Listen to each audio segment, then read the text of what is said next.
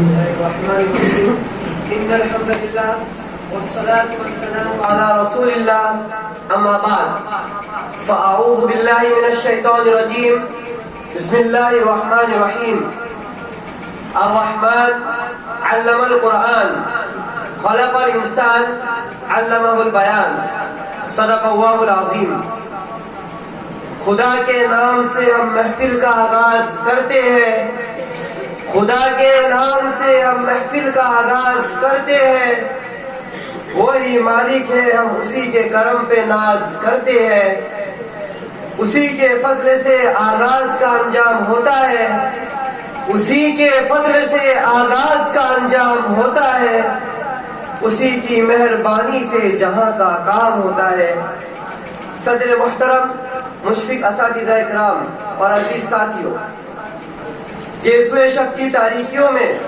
جگنوؤں کی نور ریز جگمگاہٹوں اور موسم بہار کی خوشگم لہراتی ہوئی شادابیوں کے ساتھ آپ حضرات کا ہم جلسے میں استقبال کرتے ہیں اور خیر مقدم کرتے ہیں۔ آپ کا جلسے میں آنا مبارک ہو۔ حضرات، تمام تعریف اس رب کریم کے لیے جس نے انسان کو اشرف المخلوقات بنایا اور قوت گویائی عطا فرمائی اور مختلف زبانیں سکھائی اور بیان اور اظہار محفظ ضمیر کی اعلیٰ صفات سے مزین فرمایا، اور درود و سلام ہو خاتم الرسول سیدنا محمد صلی اللہ علیہ وسلم پر، جن کی ذات گرامی نے فصیح و بلیغ زبان میں احکام الہی امت تک پہنچائے اور پھر قیامت تک کے انسان کو اس پیغام ربانی کے پہنچانے کی ذمہ داری بھی سپرد فرمائی۔ چنانچہ حضرات صحابہ اکرام رضی اللہ تعالیٰ عنہ کے دور سے آج تک امت کے علماء اور فضلاء اس فریضے کو مسلسل ادا فرماتے رہے ہیں۔ تاریخ میں ان خطباء اور واعظین و مصلحین امت کے نام تفصیل سے مذکور ہے، جن کی ایمانی خطابت سے ہر دور اور ہر زمانے میں اصلاح امت کا کام لیا گیا۔ چونکہ حق و باطل کا ٹکراؤ اور باہمی تصادم تو ہر دور کا خاصہ رہا ہے، اور یہ اور بات ہے کہ طرز و انداز طور و طریقے مختلف رہے ہیں، مگر آج جبکہ اسلام مخالف تحریک ہمدردی کا دل فریب لبادہ توڑ کر الحاد و بے دینی کا پرچار کر رہی ہے اور نئے نئے فتنوں کو جنم دے رہی ہے اور نت نئے شیطانی فتنے ابھر رہے ہیں، اس لیے ایسے سنگین حالات میں اسلامی تعلیم و نظریات کی صحیح ترجمانی کے لیے ان طریقوں کا اختیار کرنا ایک ناگزیر ضرورت ہے، اور در حقیقت یہی وہ پس منظر ہے جس کے باعث ان انجمنوں کا قیام عمل میں آیا ہے، تاکہ ایسے نوجوان سپوت تیار کیے جا سکے جو اس میدان میں باطل طاقتوں کا منہ توڑ جواب دے سکے اور اسلام کے مقدس نصب العین کو ہر فرد بشر تک پہنچانے کا عمل انجام دے۔ ہمارے دور میں علماء دیوبند و سہارنپور میں ایسے خطباء پیدا ہوئے جن کی پرسوز تقریروں نے ہندوستان کے طول و عرض میں دینی روح پیدا کر دی، اور الحمدللہ ثم الحمدللہ ہمارے مدرسے میں یہ سلسلہ کئی سالوں سے جاری و ساری ہے، جن میں آپ مدرسہ حاضہ کے ان جیالے اور حوصلہ مند طلباء کی محنتوں اور کاوشوں کا مشاہدہ فرمائیں گے، جنہوں نے سال رواں میں مختلف انجمنوں میں حصہ لے کر نمایاں کامیابی حاصل کی ہے۔ حضرات، قبل اس کے جلسے کا آغاز کروں، میں صدر جلسے کا انتخاب کرتا چلوں۔ ارباب علم و فضل جب بھی کوئی مذہبی، سیاسی یا اصلاحی اجلاس کرتے ہیں تو اس کے لیے باقاعدہ آغاز سے قبل مسند صدارت پر کسی لائق و فائق شخصیت کو فائز کرنا ضروری سمجھتے ہیں، تاکہ اس کی سربراہی و سرپرستی میں اجلاس بحسن خوبی اختتام کو پہنچے۔ دانشوروں اور اہل بصیرت کے اس مسلمہ دستور سے اتفاق کرتے ہوئے اس اجلاس کی صدارت کے لیے میں نام پیش کرتا ہوں مدرسہ حاضہ کے مدیر اعلیٰ حضرت قاری عفان صاحب دامت برکاتہم کا، جن کی صدارت میں یہ جلسہ انشاءاللہ اختتام کو پہنچے گا اور انہی کی دعا پر انشاءاللہ جلسے کا اختتام ہوگا۔ نیز آج کے اس مسابقتی پروگرام کے حکم حضرت مولانا مفتی سالم صاحب اور حضرت مولانا مستقیم صاحب دمرہ دعوت فیوزہم کو مؤدبانہ درخواست کرتا ہوں کہ وہ اپنے مسند پر تشریف لے آئے۔ سروران بزم، اب میں بلا تمہید و تاخیر آپ کو ہمارا پروگرام کی تنازعاتی دنیا کی سیر و سیاحت کرانا چاہتا ہوں، तमाम अहलियान मज़ाहिब का दायमी दस्तूर है कि अपनी हर मजहबी नशिस्त की पहली कड़ी उस मुतबर्रक किताब के कलिमात को करार देते हैं जो उनके अकीदे के मुताबिक सबसे मुकद्दस व मुतबर्रक होती है। चूँकि कुरान अज़ीम मुसलमानों के अकीदे के मुताबिक तमाम कुतुब दुनियाविया व समाविया में सबसे मुकद्दस व मुतबर्रक है, इसलिए मुरब्बियान इस्लाम और पासबानान दीन हनीफ ने अपने किसी मजहबी नशिस्त के आगाज के लिए इसको लाबुद्दी और जुज़ ला यनफ़क करार दिया है। हम इसी ज़र्री और वाजिबुल अमल ज़ाब्ते की कदर और पैरवी करते हुए एक कुछ इल्हाम तालिब इल्म मोहम्मद सलमान वापी को इस शेर के साथ दावत देता हूँ कि वह आए और तिलावत कलामुल्लाह से बज़्म का आगाज करे। पढ़ दिया जब भी किसी ने कुछ लिखा कुरान का, पढ़ दिया जब भी किसी ने कुछ लिखा कुरान का, गिर पड़ा तहत सरा में काफिला शैतान का। मोहम्मद सलमान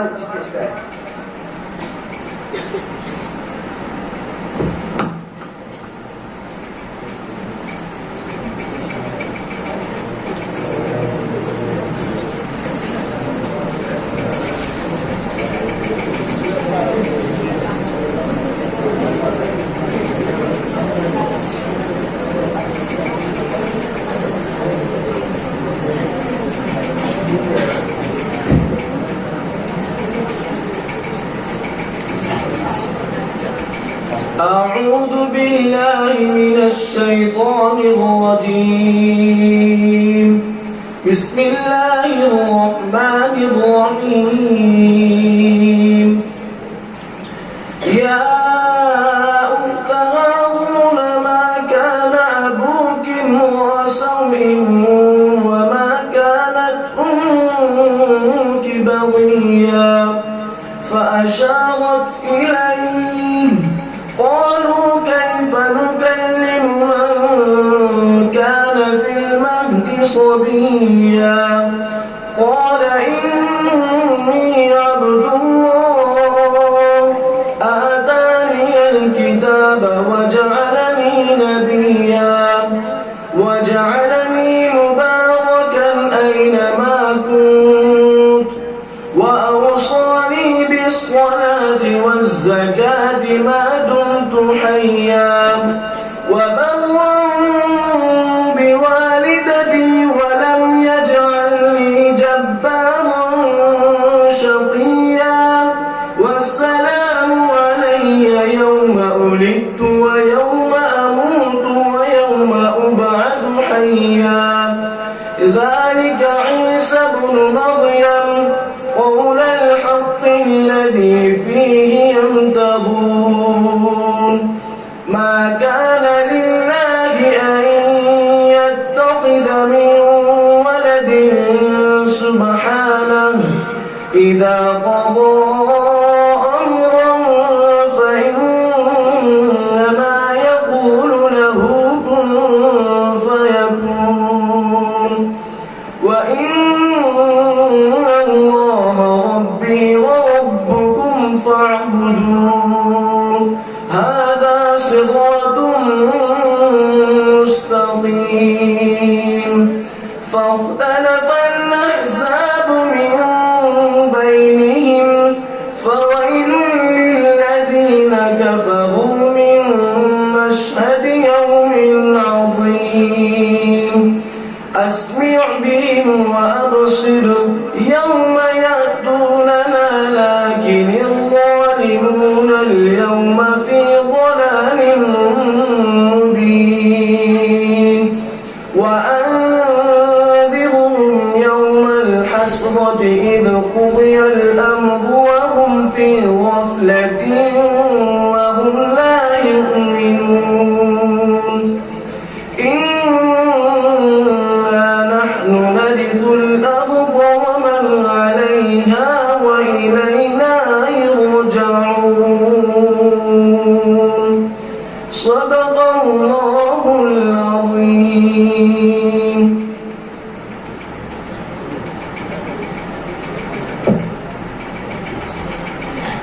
माशाअल्लाह मौसूफ ने बहुत अच्छे अंदाज में तिलावत कलामुल्लाह पेश फरमाकर हम सब के ईमान में ताजगी पैदा कर दी। اللہ تعالیٰ موصوف کو مستقبل میں ایک اچھا قاری بنائے اور خوب دین کا کام دے۔ حضرات، خالق کے دو جہاں اور مالک کے گل فقا کے بعد کسی کا مقام و مرتبہ ہے اور ساری انسانیت پر بلکہ پوری کائنات پر کسی کا احسان عظیم ہے تو وہ وہی ہستی ہے جن کا نام خود خدا پاک کے نام کے ساتھ جڑا ہوا ہے۔ تکبیر میں، کلمے میں، نماز و اذان میں، تکبیر میں، کلمے میں، نماز و اذان میں ہے نام الہی سے جڑا نام محمد۔ فرماتے تھے آدم کہ مجھے خلد بری میں، فرماتے تھے آدم کہ مجھے خلد بری میں لکھا ہوا طوبہ پہ ملا نام محمد صلی اللہ علیہ وسلم۔ جی ہاں، وہ آقائے دو جہاں، باعث کن فقا، محبوب رب کائنات، فخر موجودات، نبی امی محمد عربی صلی اللہ علیہ وسلم کی ذات گرامی ہے۔ تو آئے اس محسن کائنات کی بارگاہ میں عقیدت و محبت کا نذرانہ پیش کرتے ہیں۔ اس کے لیے آواز دیتے ہیں مدرسہ حاضہ کے ایک طالب علم محمد انس کو کہ وہ آئے اور اس عظیم ہستی کی مدحت و توصیف میں رطب اللسان ہو۔ محمد انس۔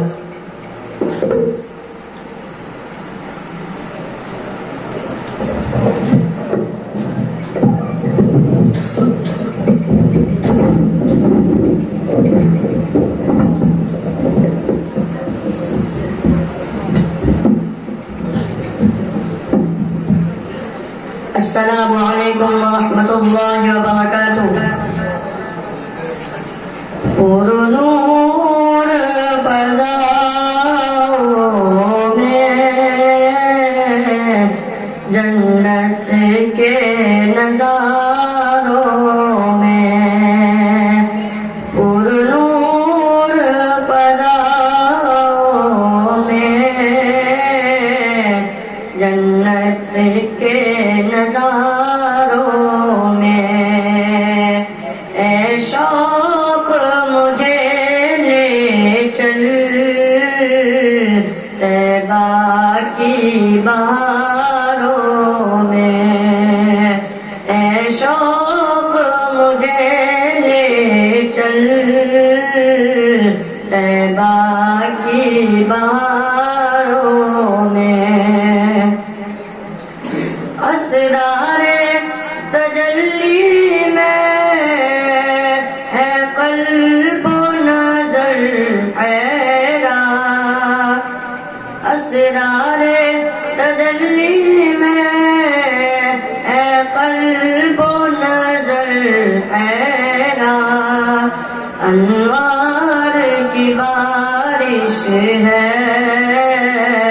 پھولوں کی قطاروں میں، انوار کی بارش ہے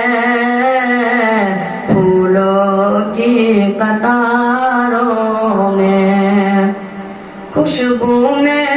نہایا ہے طیبہ کا ایک ذرہ، خوشبو میں نہایا ہے طیبہ کا ایک ذرہ، الماس چمکتے ہیں شبنم کی پھواروں میں، اے شوق مجھے لے چل طیبہ کی بہاروں میں، اے شوق مجھے لے چل طیبہ کی بہاروں میں، اے حسن نبی کیوں کر تیرا بیان ممکن، اے حسن نبی کیوں کر تیرا بیان ممکن، رمزوں میں کنایوں میں لفظوں میں اشاروں میں، انوار کی بارش ہے پھولوں کی قطاروں میں، بارش ہے پھولوں کی قطاروں میں، طلعت سے ہوئے دادی انوار کی جو کرنیں، طلعت سے ہوئے دادی انوار کی جو کرنیں، تابش وہ کہاں پیدا ہے چاند ستاروں میں، الماس چمکتے ہیں شبنم کی پھواروں میں، الماس چمکتے ہیں شبنم کی پھواروں میں، دنیا نے کوئی تجھ سا کب اور کہاں دیکھا، دنیا نے کوئی تجھ سا کب اور کہاں دیکھا، چرچا تیرا ہر جانب ہے معزاروں میں، پر نور فضاؤں میں، پر نور فضاؤں میں، جنت کے نظاروں میں، شوق مجھے لے چل طیبہ کی بہاروں میں، اے شوق مجھے لے چل طیبہ کی بہاروں میں، اخلاق کی رفعت جو آقا کو میسر تھی، اخلاق کی رفعت جو آقا کو میسر تھی، تصویر نہا اس کی قرآن کے پاروں میں، تصویر نہا اس کی قرآن کے پاروں میں، منبر تیرا مل جائے سمعہ کو مقدر سے، منبر تیرا مل جائے سمعہ کو مقدر سے، حسان کے جیسا ہو وہ مدح شعاروں میں، پر نور بداؤں میں، جنت کے نظاروں میں، اے شوق مجھے لے چل طیبہ کی بہاروں میں۔ السلام علیکم۔ ماشاءاللہ موصوف نے بہت اچھے انداز میں نعت پاک پیش کی ہے، اللہ تعالیٰ موصوف کو خوب مستقبل میں ترقیات سے نوازے۔ محترم حضرات، وقت کی قلت دامنگیر ہے، اس لیے اپنے خطابت کے میدان میں قدم بڑھاتے ہوئے تقریر پیش کرنے کے لیے دعوت دیتا ہوں۔ تقریر کرنے والے بچے ایک بات ذہن میں رہے، 5 منٹ کے اوپر پہلی گھنٹی بجائی جائے گی، اس وقت آپ کو اپنی تقریر سمیٹنی ہے، اور پھر 1 منٹ کے بعد پھر گھنٹی بجائی جائے گی، اس پر آپ کو تقریر ختم کر دینی ہے، یہ بات ذہن میں رہے۔ محمد شعبان بن محمد منظر صلی اللہ علیہ وسلم کو کیوائے اور پیغام انقلاب اور گردش دورہ پر تقریر پیش کرے۔ محمد شعبان۔